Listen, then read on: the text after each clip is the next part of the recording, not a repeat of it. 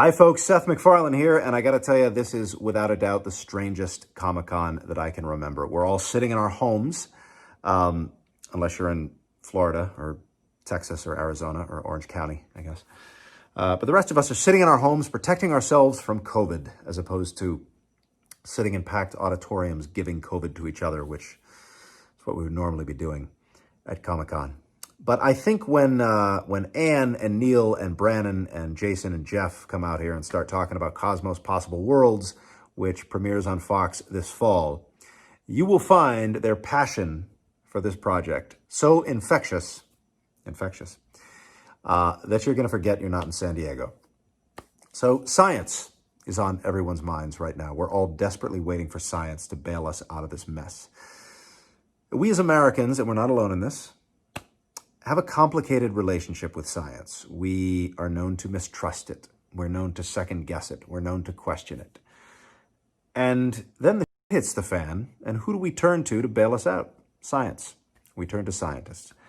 And I think it's because we know, deep down in our heart of hearts, we understand that this is the only mechanism that we as a species have ever conceived that can offer us any defense, any protection from things like the ravages of nature, from things like disease.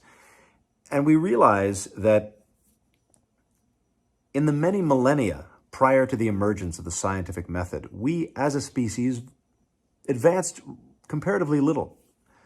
And then here comes science just a few hundred years ago, and all of a sudden we're moving at breakneck speed. Television sets, automobiles, airplanes, computers, space travel, medicines, vaccines. And if we take nothing else away from this experience, I think going forward, it is incumbent upon us to rediscover our relationship with science and with the people in our community who devote their lives to becoming experts in things like chemistry, biology, medicine, astrophysicists, and what those people do to propel our species into the future and how much we rely on them. If we can rediscover that, this will all have been worth it. So here to articulate all this much better than I can are Anne, Neil, Brannon, Jason, and Jeff. Did I forget anyone? Nope, that's all of them. And they're going to talk to us about Cosmos Possible Worlds.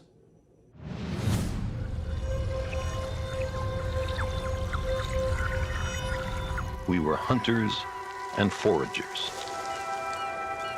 The frontier was everywhere. We were bounded only by the earth and the ocean and the sky. The open road still softly calls, like a nearly forgotten song of childhood. Despite our limitations and fallibilities, we humans are capable of greatness. How far will our nomadic species have wandered by the end of the next century and the next millennium?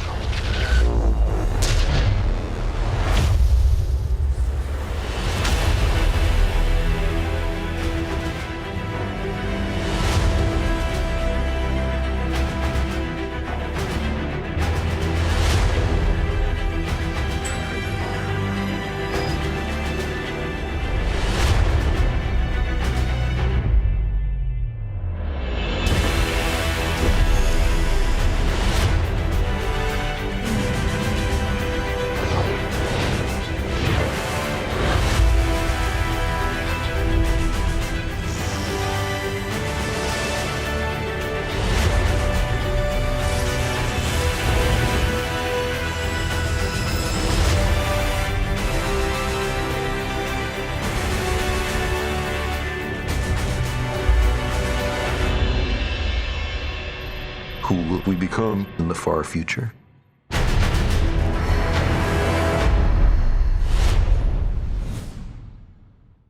Hey, Comic-Con. Team Cosmos here. Season 3, Cosmos Possible Worlds. And I'm your host and narrator of that show. We've got others from behind the scenes in what Cosmos is and how it was made. And why don't we just lead off with Anne Druyan, who is the creative force behind it all. Anne, tell us about Possible Worlds. The next season of Cosmos is fueled by a sense of hope.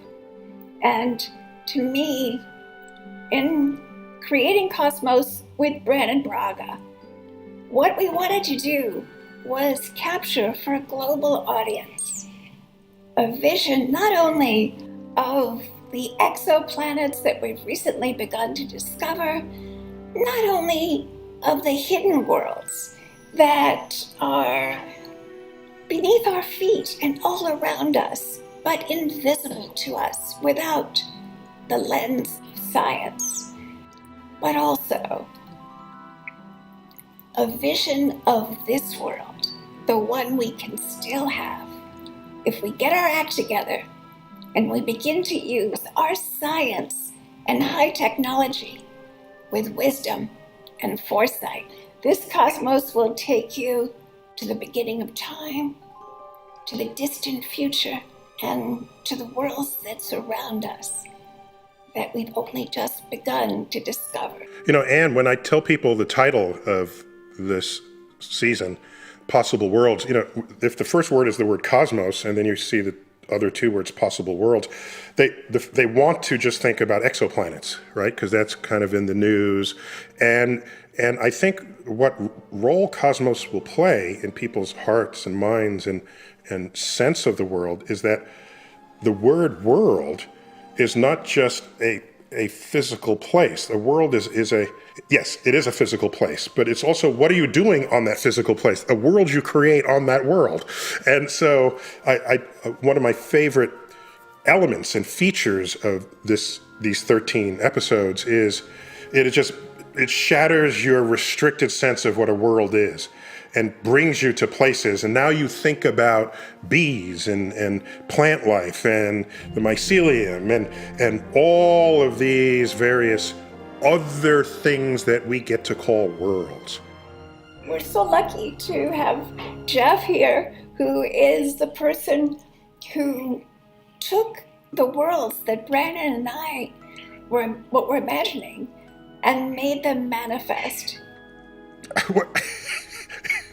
Wait, so Jeff, do you walk around saying, I am creator of worlds? I am a student of science is what I'm right now.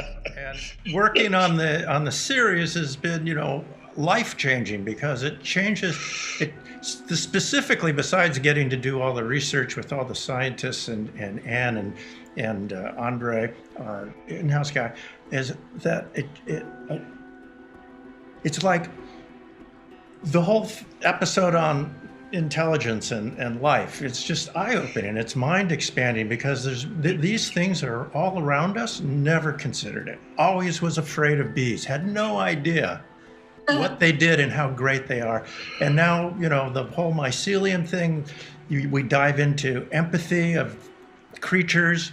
I mean, it's just unbelievable, Anne, Brandon, what you guys pulled together. It's been an education. And I thought I was science literate. And now I know the best I can ever be as a student. I would say, just to underscore what Jeff says, this has been, for me, this season of Cosmos feels so much more. Whether it's the storytelling elements of it, whether it's the ideas that are expressed and how emotionally connected I feel to the science of this. And in these times right now, I feel more than ever, there's a great sense of hopefulness and a great sense of wonder that are mixed, but they're, at the end of the day, it's super entertaining and they're great stories that are told. And I thank Anne and Brandon for, creating something that is that much fun and yet that meaningful. It is striking, and when you think back to when we first started thinking about this season, how different the world was. Oh, so true. So true. And there are a lot of elements in this new season that feel almost a little bit precognitive of the drama of this year. And most, I think, emotionally for me, are the stories of the heroes that we met in the course of our explorations. I think every little part of this new season is a reason to hope, to have confidence in our species, because we're all descended from generations of people who had their backs to the wall, and they managed to persevere and endure and take hardships that we can't even imagine. And now it's our turn to stand up. You know, Anne, I want to add something here. My late father, he remembers the 1980 series with Carl, hosted by Carl, and what he remembered most about that series, which is a DNA strand that continues through to the current season, is how seamlessly different branches of science are blended in the storytelling and in the narrative. Without Cosmos, you would just think, well, here's chemistry and here's biology and there's siloed and here's this and pick up this book, now put it down. And the fact that so much of human exploration of ideas can be stitched back together to give a coherent understanding of what we need to do to take action, I think may be the greatest gift that Cosmos has given us, a reminder that nature does not separate what it does into textbooks. It's all one unfolding of a natural story. And Cosmos brings that together so that you can think of our existence in this world in a holistic way. And so that when you take action, you realize that your actions are affecting everything, not just this one little bit relative to over here. And I remember Carl beautifully saying one day that air molecules don't carry passports. They can just go wherever they want without anybody telling them no. Same with water molecules. And so a reminder that the very system that sustains us, this ecosystem, doesn't know anything about countries or skin color or religion or who you worship. Yet we all depend on it for our survival. So these are persistently delivered messages in the Cosmos storytelling that I think has and will continue to distinguish it from all other documentaries that are made.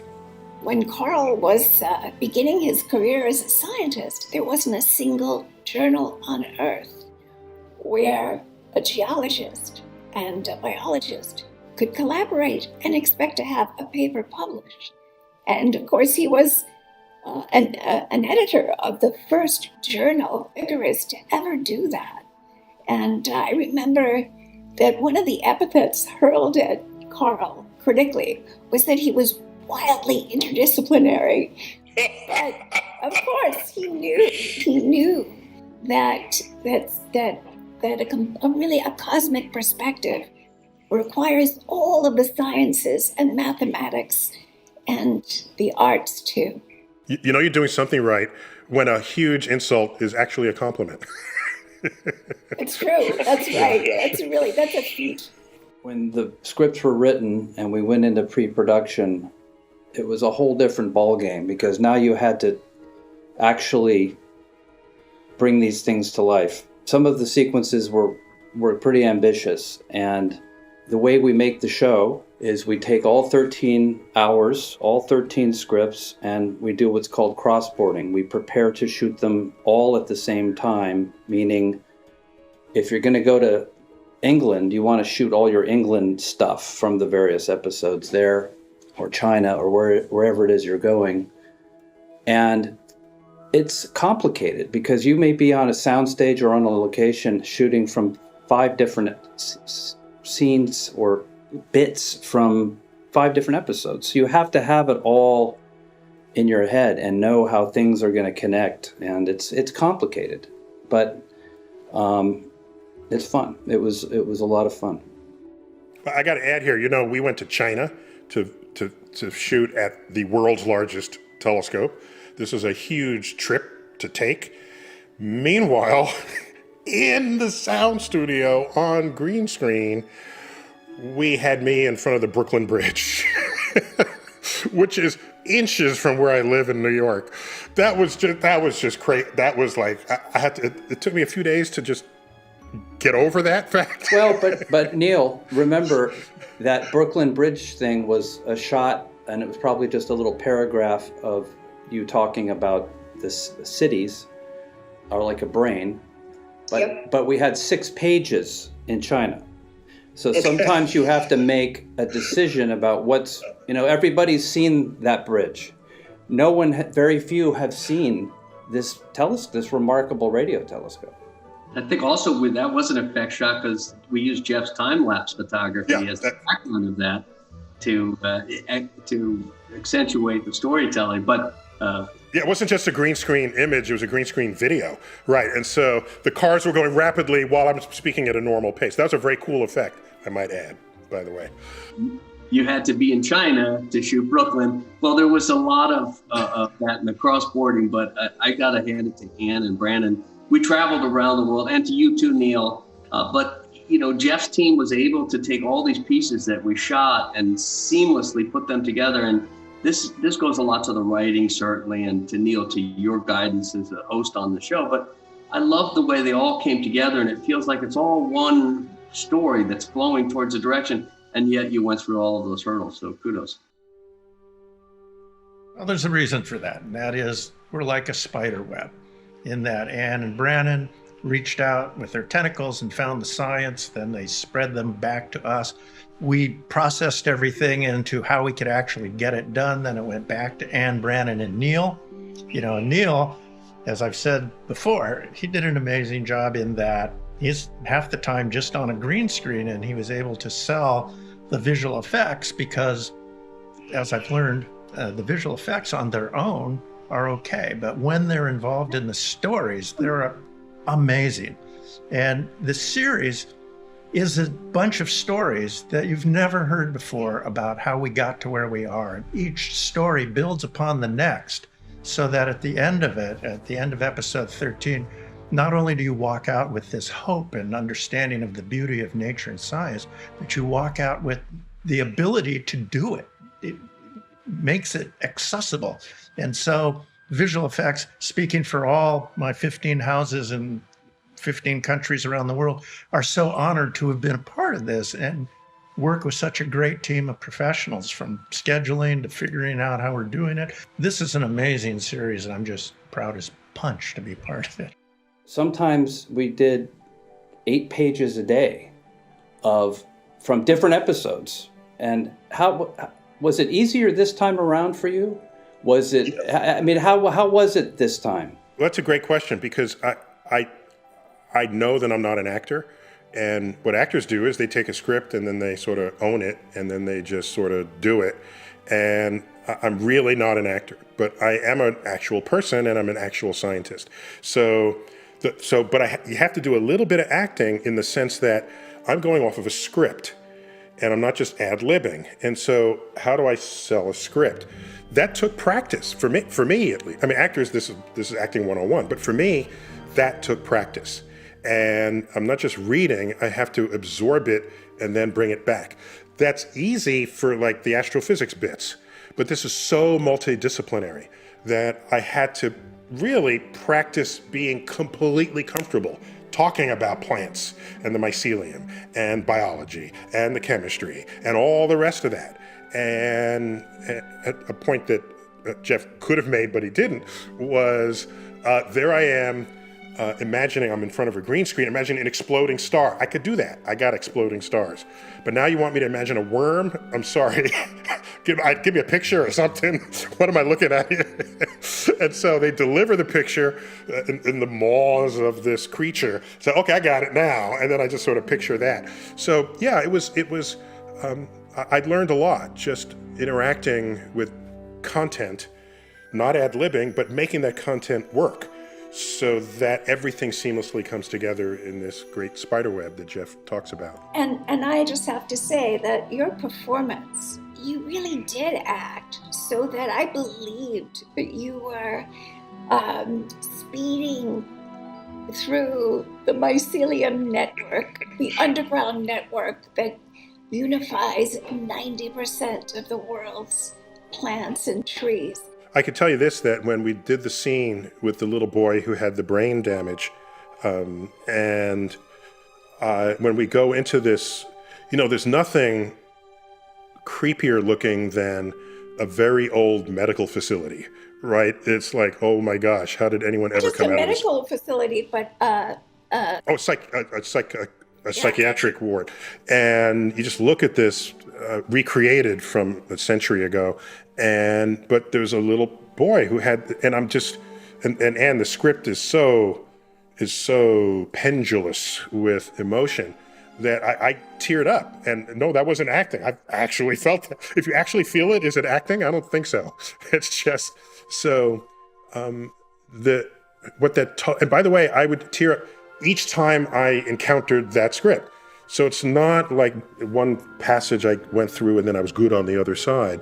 So I'd like to think that in the total package that Cosmos represents, you're not just intellectually enlightened, you're emotionally captured. And usually, knowledge plus emotion brings action. Not just knowledge alone, and action without knowledge can be mindless, but the two together can be highly potent when you need to bring about change in the world for the greater good of us all. It's about mixing ideas and emotion. And when people make that connection, that's what makes it memorable. And so, on Cosmos, it's very moving to think that you're telling kind of stories that could be taken as intellectual concepts and turning them into emotional storytelling. And when Ann talks about the heroes, and Neil talks about tearing up, and Brandon talks about where we're shooting in all of these places, including a 150-year-old institution. I mean, all of that created an environment to allow those stories to really be emotional. And that's why I think it will be, in a weird way, something that sticks with people, as it has stuck with me. So for me, it was a great opportunity to be a storyteller. And I know Jeff and all the key crew that we've had, and there's been hundreds of people have worked over the season, whether it's concept artists or people delivering the final animation people, all of them had that same refrain. They wanted to be part of something using their storytelling skills that creates an emotional bond, but more meaningful. And this is that magic secret sauce. And I thank everybody for allowing me to join. Well, can I just say that, the reason we got to do season 2 of Cosmos was Seth MacFarlane. When I think of what Seth has done for Cosmos, it's not only that he brought me to Peter Rice of Fox to actually get the show on the road and to get a partner who never sought to change a single word of our scripts, never asked us to trim our sails. And Brandon and he made you take out all the curse words. He told you. There was that. But Brandon and I had complete freedom, creative freedom, to make the cosmoses in each season that we believed in. And I mean, you can see, I think, how much this team, how much we all care about each other, and what a thrilling experience it was to work together. And, I just feel so lucky because just every one of you gave it everything you had. I have to second that. They did. Everybody worked on this, really gave their heart and soul, and it shows in the, and Anna, to that first meeting when I remember meeting you, and the question was, how would we do this? And it was, everything was from the infinite to the infinitesimal. And I was so in, it was like a lightning rod. I'm like, oh my God, you can take animation and you can mix it with live. I mean, there was so many opportunities. You could take visual effects that they use to do Marvel movies, but we can take Jeff Oken, who was the head of the VES and an award-winning visual effects artist, and plop him in the center, and then say, guys, help us tell the story of the truth. And not only that, but thanks to Jason, we could have Viggo Mortensen portray one of the most heroic and unknown scientists in human history, and to really give expression to all of the integrity and the guts and the genius of this unknown scientist who, thanks to everyone involved and Viggo, I hope people will remember and revere for a long time to come. And not to mention the who dressed me. It was Ruth Carter. It was Ruth Carter. That's right. Yeah, the magnetic force that Cosmos represented among highly talented people who were best known for these mega projects, 100, 200, 300 million dollar movies. Ruth Carter was the costume designer for Black Panther. Well, I found the visual effects challenging on Cosmos, to say the least, because there's a bar to live up to. So reading the scripts, my first response was panic. And then as everything is solved, meaning little baby steps one at a time, we broke it down into sequences because of the amount of material available to me through Anne and Brandon. And then you cast your vendors based on the style of effect. And like our key vendors were UPP in Prague and Boof in Paris and Scanline in Vancouver. And what was great about their participation, is that everybody was so excited to work on Cosmos that they would exceed our expectations. And they just wanted to use this as a playground to show off stuff that's never been seen before. And so our abilities to try to visualize various things have to do with the collaboration of not just the vendors, but the in-house team, led by Arthur Mesa. And, we would have reviews with Anne and Brandon almost every single day, and all the scientists were in there, and it was a room of 15 people, which makes any visual effect hard to get through. And so in my personal journey, when you get to where you think you're going and then you show something and new science has evolved that makes what we just did pointless, it's a bit frustrating.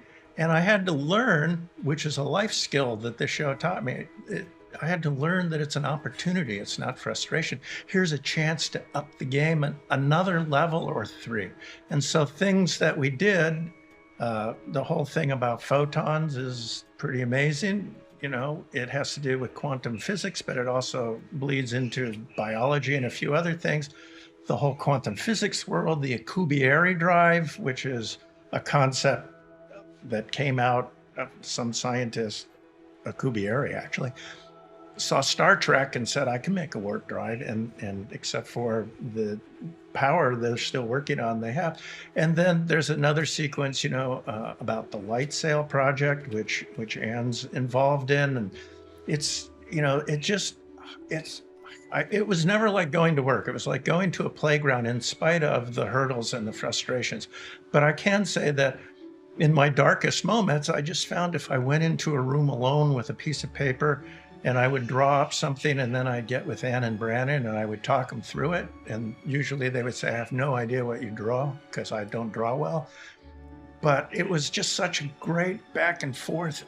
And it showed me, the beauty of science. And science, when I'd hit a wall and had no idea how to represent something like the inside of mycelium and a yeast node, the science leads the way, and it's so much more beautiful than I ever knew. We deal with microscopic levels of butterfly wings, which is so stunning. And we also do great vistas, and historical things, and go to places, and that people can't get to because they either don't exist or they've now been trashed by civilization.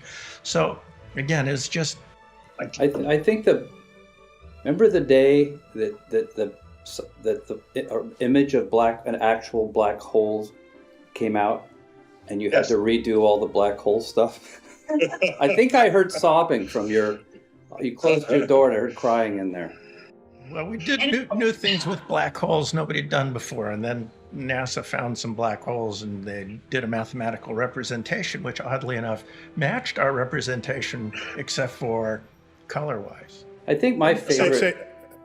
I would say, Jeff, I only thought of it in this moment, that you are a next generation in a long line of artists who have served scientists. We've been trying to represent science through the talent of artists ever since we've had science. You look at the drawings of birds by Audubon. You look at the naturalist who, there was no photography back then, so somebody had to draw it, and generally it wasn't, the scientists themselves. And so you are the next generation who are taking this into the realm of visual effects. So I just want to... It's amazing, exciting beyond belief. And what I really love about the opportunity is that we got to show things as complex as they are to people that don't deal with this every day and make it so understandable. And that's what I mean by the collaboration with Anne and Brandon and you, Neil, because we had a set discussion that impacted what it is, and, many of those things just saying, just trust me and look over there because it's going to be blue, whatever it is, because we didn't know at that time or something. And by the way, quantum physics is one of the most unvisualizable stuff there ever was in this universe. And you jumped right in it with 2 feet. Speaking of the visual splendor of Cosmos, there are Jeff's magnificent visual effects, but Cosmos also has magnificent animated sequences throughout. And this is the brilliant work of the incomparable Caravallo and directors Lucas Gray, Brent Woods, and producer Ali Corrigan, and background designer Andrew Brandu. And I'm so proud of this particular sequence because you are the first audience on Earth ever to see it. We saved it just for you, just for Comic-Con. It's a jewel. And what's so great about it is that it contains one of the most powerful ideas in mathematics. It's the power of exponentials. There are many versions of how the game of chess came to be. Some say it started in India. Others say it was created by the Grand Vizier to the King of Persia at the dawn of the 7th century. The most important piece was the king, and the object of the game was to capture him. So the game was called, in Persian, Shahmat. Shah for king, mat for dead, which is where the phrase checkmate comes from. The King of Persia was so delighted by his first game of chess that he offered to grant its inventor any wish his heart might desire. Imagine the king's surprise when the Grand Vizier responded with what seemed to be the most modest of requests. Your Highness, just give me 1 grain of rice on the first square of the chessboard, twice that on the second square, twice that on the third square, and so on, until each square has its proper amount of rice. No, the king protested. This is far too modest a request for so important an invention. He offered jewels, palaces, mighty steeds, but the Grand Vizier refused them all. It was grains of rice, and rice grains only, that he wanted. So be it, said the king, thinking he'd gotten off much too easily. The power of doubling, what is called exponential growth, is so awesome that if the king were to fulfill his promise, there would be 500 million grains of rice by only the middle of the 4th row of the chessboard.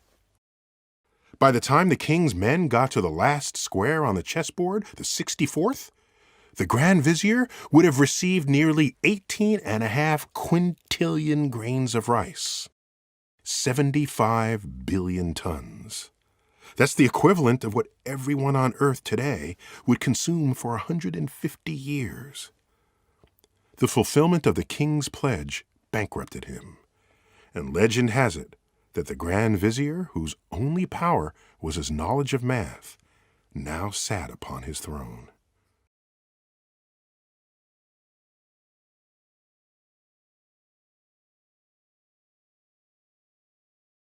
When I first heard the title, Possible Worlds, for this 3rd season of Cosmos, I almost welled up with emotion because I knew what it meant. I knew what Anne would do with that title. I knew what it would mean to have that expressed through the medium of Cosmos itself. So for me, Cosmos Possible Worlds is the summation of the hope that the human spirit, coupled with wisdom, as well as the methods and tools of science, what those can be to the future of civilization. And I don't know anything else that has a chance of accomplishing this than Cosmos itself. Cosmos Possible Worlds, to me, is inspirational on how to live going forward. And it gave me, if not the specific tools, it gave me the tools and the way to find the tools to actually move forward comfortably and make a difference in everything. So it was exciting to see in stories, inspirational and factual, and it's a must-see as far as I'm concerned. Possible Worlds is everything that they're describing in terms of, truth as a survival. Truth is a survival mechanism, or as the show says, skepticism is a survival mechanism. But really, for me, it's been a big part of my life. Doing these two series with Anne. It's deeply personal in so many ways. Yes, it's been a learning experience, and it's altered the way I look at reality to a large degree, but it's also just been the friendships that I formed, the deep, lasting friendships that I formed with the people making this are really wonderful. I think in these times where we are right now, and as challenged as we are on this, in this world, and how we see that we are all kind of one people, this species, the idea of the science and the stories of the heroes that have stood up against ideas and used the methods of science to find a way through and to create a sense of hope. Possible Worlds is that for me. And I had the same reaction that Neil may have mentioned about goosebumps when I heard Possible Worlds, when I heard Anne's direction for this. I thought immediately, I understand what it is. It's hopeful. And hope is not just a faith that something good will happen. Hope is the idea when plan A isn't working, what is plan B? Let's plan around that. Let's find a way through. And I think now more than ever is the time to hear those stories and to experience this. And I'm really excited and hopeful the way people will react to this and that it may be moving. I've been doing this since I was 27 years old. And when I was imagining season 3 of Cosmos, as so often, I heard Carl Sagan's voice in my heart, and it was Carl wondering, who will we become in the distant future?